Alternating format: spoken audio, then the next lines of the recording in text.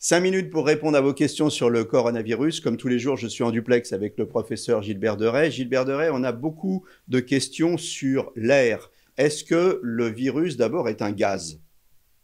Alors, ça, c'est une question extrêmement importante parce que ce qui inquiète, c'est que l'air puisse transmettre le coronavirus hein, et qu'ainsi on l'attrape très facilement. Non, le virus n'est pas un gaz, il est en fait transporté par les gouttelettes, des gouttelettes qui sont émises par des personnes contaminées, qui donc, lorsqu'elles toussent, lorsqu'elles crachent, vont envoyer le virus.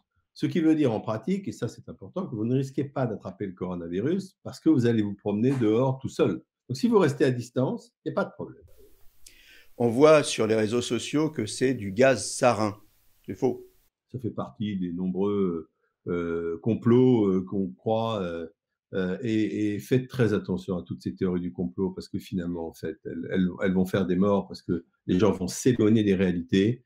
Par exemple, en Iran, des dizaines et peut-être des centaines de morts pour avoir absorbé un alcool frelaté parce qu'on pensait que ça guérissait et on a des enfants aveugles avec ce même alcool frelaté. Faites très attention. Transmis par les gouttelettes, ça veut dire que le souffle de quelqu'un qui est infecté, le souffle tout seul, ne va pas vous transmettre le virus. C'est ces postillons. C'est ça, sauf que ce souffle, il sera rarement tout seul.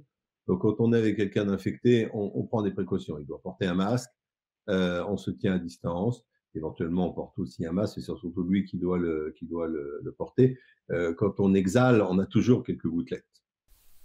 Alors on a vu des choses aussi apparaître dans certaines études, vraies ou pas, hein, parce que maintenant c'est difficile de démêler le vrai du faux, par rapport à la pollution, disant que le virus s'accrochait sur les particules fines qu'il y a dans la pollution des villes développées et que c'est pour ça finalement que le virus faisait beaucoup de contamination dans les villes développées. Est-ce que c'est pas plutôt parce qu'il y a beaucoup de monde simplement dans les villes développées? Alors, la réponse à votre question, c'est oui, et faisons le tri. Est-ce que la pollution, c'est dans cette période de coronavirus un problème? Oui, mais pourquoi? Parce que la pollution, ça crée des inflammations des voies aériennes supérieures. Et que quand on a déjà l'inflammation des voies aériennes supérieures, eh bien, si on a le coronavirus, on risque d'avoir encore plus d'inflammation, donc de forme grave. Par contre, il n'est pas démontré que les particules de la pollution transportent le virus.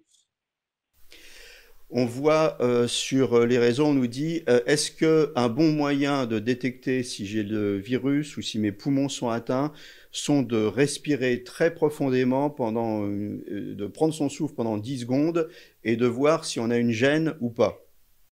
Alors, j'ai mis en ligne une petite vidéo qui est très jolie et qui fait la chose suivante. Alors, d'abord, bloquer sa respiration pour voir si on tousse pas, ça sert à rien.